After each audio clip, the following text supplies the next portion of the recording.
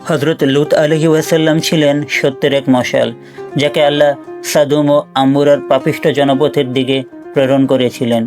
সে জনপদ ছিল ঘোর অন্ধকারে নিমজ্জিত। সামাজিক ও নৈতিকতার চূড়ান্ত অবক্ষয় সেখানে রাজত্ব করত। তাদের সবচেয়ে জঘন্য পাপ ছিল সমকামিতা, যা পৃথিবীর কোনো জাতি এর আগে এমন প্রকাশ্যে করেনি। নবী লুত আলাইহি ওয়াসাল্লাম নিরলসভাবে তার জাতিকে এই অশ্লীলতা থেকে বিরত থাকার আহ্বান জানান। তিনি আল্লাহর ভয় দেখান এবং কল্যাণের পথে আসার জন্য বারবার অনুরোধ করেন।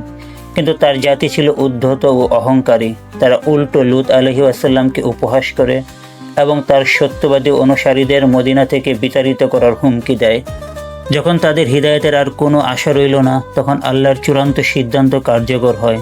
হজরত লুত আলাইহিস সালামকে তার অনুগত পরিবার ও মুমিনদের সঙ্গে নিয়ে রাতের শেষ ভাগে এলাকা ছেড়ে যাওয়ার নির্দেশ দেওয়া হয়।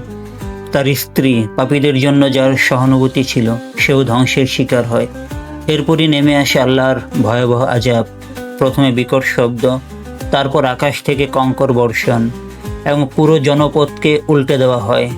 এই ঘটনা মানবতার ইতিহাসে এক কঠিন হুঁশিয়ারি হিসেবে চিহ্নিত, যা স্মরণ করিয়ে দেয় যে সীমা অতিক্রম করলে আল্লাহর শাস্তি অনিবার্য।